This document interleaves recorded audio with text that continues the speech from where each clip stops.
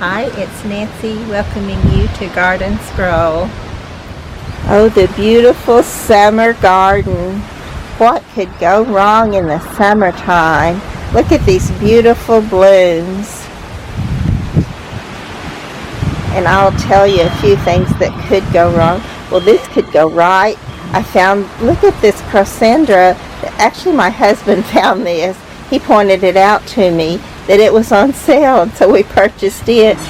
And you know what mine looks like right back here. You can't even tell it is a Crossandra. But I still have hope for it. You know I don't give up hope for them until they're totally gone. But let me show you just a few things. You know, one thing that happens is, of course, oh, look at these beautiful red daylilies. So pretty. And then we've had to start the sprinkler up because just hand watering is not enough. Of course, then I still have to go around and hand water everything that the sprinkler didn't reach. But this morning we have a little bit of overcast, and we have a 30% chance of rain, so I wish we would get that, but you know, doesn't happen a whole lot for us. So I came out back. Oh, here's another wonderful surprise, is this beautiful red gladiola blooming.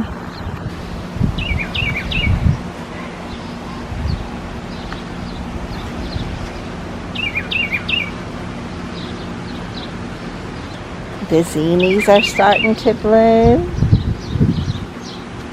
I love zinnias because for one thing, they're beautiful, and for another, they bring in the butterflies, and the hummingbirds love them too. They just love those tiny little flowers at the top of the zinnias is what they go for.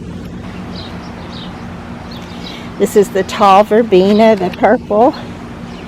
And right back here is my picnic table. And this is another example of what can go wrong in the good old summertime in the garden. Because when I started the sprinkler, and it started it right over here, and it stopped spinning around, which is another thing that happens. And I came out and it had spun around in one particular spot. And it had got this wet enough that my little picnic table just fell over. So I'm going to have to get someone to help me get that up because this is very heavy, and I'm going to have to put a better foundation underneath it so that it will hopefully stay this time. That's what I was hoping the last time, but we didn't get the foundation under it well. And then right there beside it, there's another thing that can happen and has happened is see all this purslane moss. It's not really purslane moss, it's purslane weed, and I let one of them go to see because they look just like the purslane moss, which I do love. Matter of fact, let me show you some of that right now.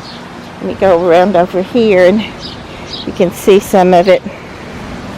But that purslane moss, it's a weed, and it doesn't have a pretty flower at all. It just has enough of a flower to seed out and put it everywhere. But look at this pretty little purslane moss. Isn't that gorgeous? Look at this one right here beside this beautiful deep, deep dark purple petunia, double petunia. So pretty. And here's a little bit more of that purslane moss in bloom. Some here by the Dusty Miller. Just look how the Dusty Miller brings out the color more than the green even. It just is such a beautiful backdrop color for any plant. There's that pretty yellow that I love. And then I see another one blooming over here, another daylily. And there's quite a few pretty little things in this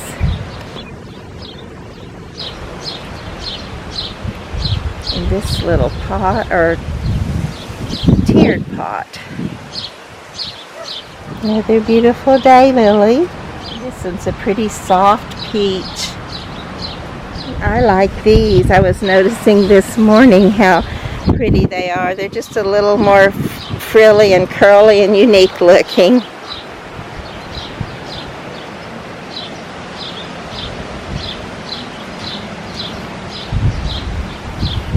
And I don't know if you can see those from here, but underneath that little trellis that I have clematis on is a beautiful kind of an apricot color. And this morning I noticed that the verbascum is blooming above this little angel's head and just adding to the beauty of her pot. Get these little orange ones from this side, maybe you can see them better. And then these big orange ones, these are called Screaming Orange.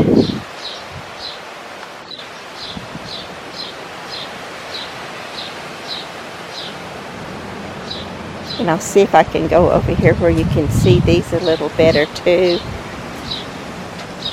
Kind of got stuff else growing all around them there, but isn't that pretty?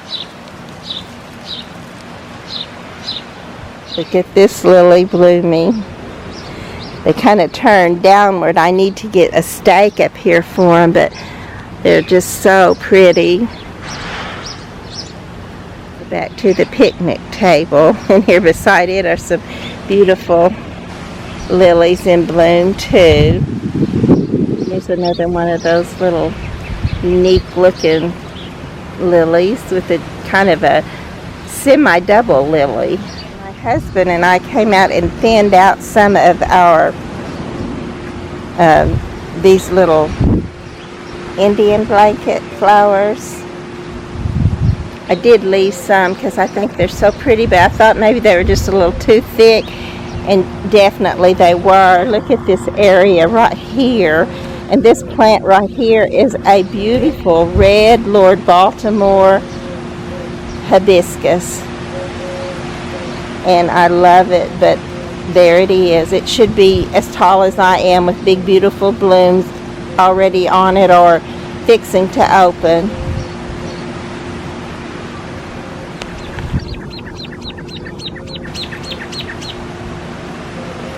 But at least I got it back to where it still has a little piece there, and also because that it had gotten so full and it was damp, and it kind of laid over in the middle, and roly-polies collected there, and that's another reason that little hibiscus is so small. But I think now that we've got it cleared away from it, and I put that soaker hose beside it, I think it will have a chance to go ahead. We'll see how big it will get this year, but I'm not sure how that it'll get so big, but maybe it will live, and that will be the main thing.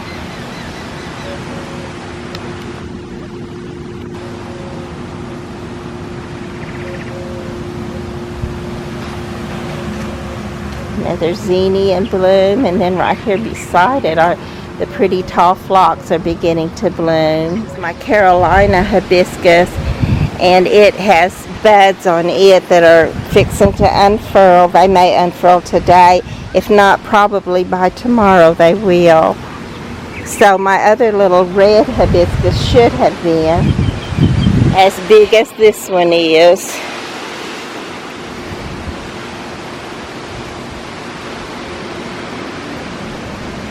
This little calabachoa is still looking great.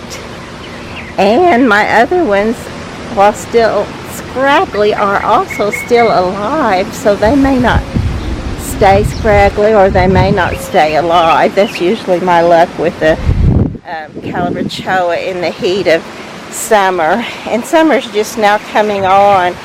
And like I told you, I've already been suffering from the heat.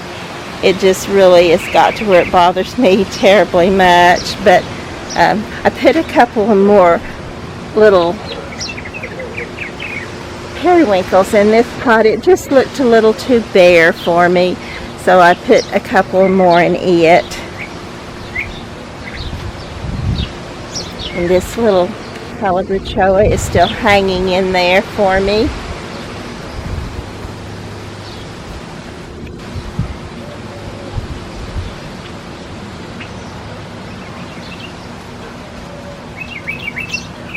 I see the native daylilies are blooming this morning too, and the pretty purple bee balm.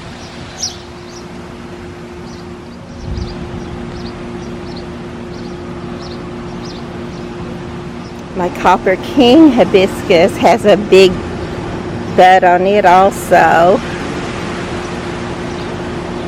And this little calabachoa is still looking good. This one over here I've had to cut a bunch off of it, but it's got a pretty bright bloom there for me this morning. The daylilies are still doing their best to keep the summer garden beautiful.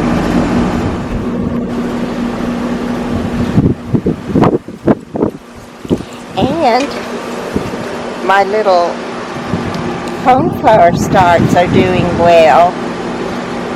And July is right up on us.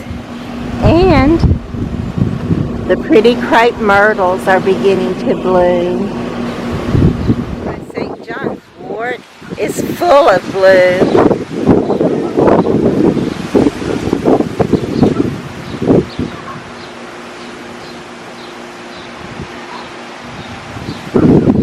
Husband has been up about 3 hours before I got up, and he's full of coffee and pretty wound up. This may be my favorite crepe myrtle. It's called peppermint lace, and there's a pale greenish gray looking blister bug that always tries to get my clematis vines, and they not only try, but they will get them. It won't take them long. They just cluster all over these and devour them if I don't catch them before they do it.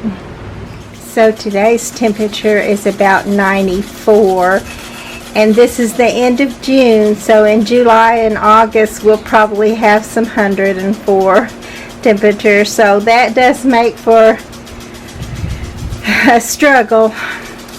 And we had a little wren family that lived in this house, and yesterday they took their flight debut in the front now, and I've shown you some of the things that can go wrong in the summer garden. I think the main thing that goes wrong for me is that I just get so wiped out from the summer's heat that it's hard to keep going. But the little plants seem to try to keep right on going. This is another one of my hibiscus, one of the perennial hibiscus, and this is Texas Star in pink. Let me go over closer to it so you can see the bloom on it also. Now the wind's going to blow it where you can't. Let me hold it steady for you a little bit so you can see some of these pretty blooms.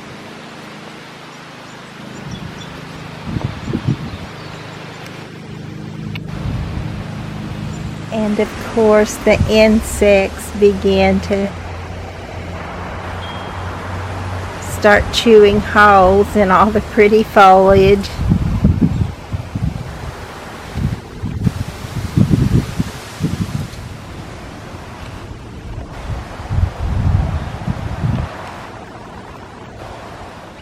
And here's a good thing, we did get our front purple martin house put up.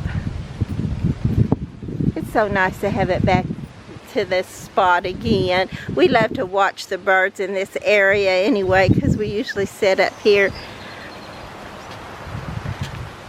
on this little seat right here and watch them. So it's nice when it's not so hot. But I've got the water going because I did put some more zinnia seeds. I cleaned this area up a little bit and made it quite a bit neater anyways, instead of just being in a pile, a puddle there. And I put stuff in each pot. I don't know if you can tell with the water going there, but I made a little circle around this one. We got some pretty little things at the basket market, and I put those in this area. So anyway, we've been busy and enjoying the garden, even though the heat is definitely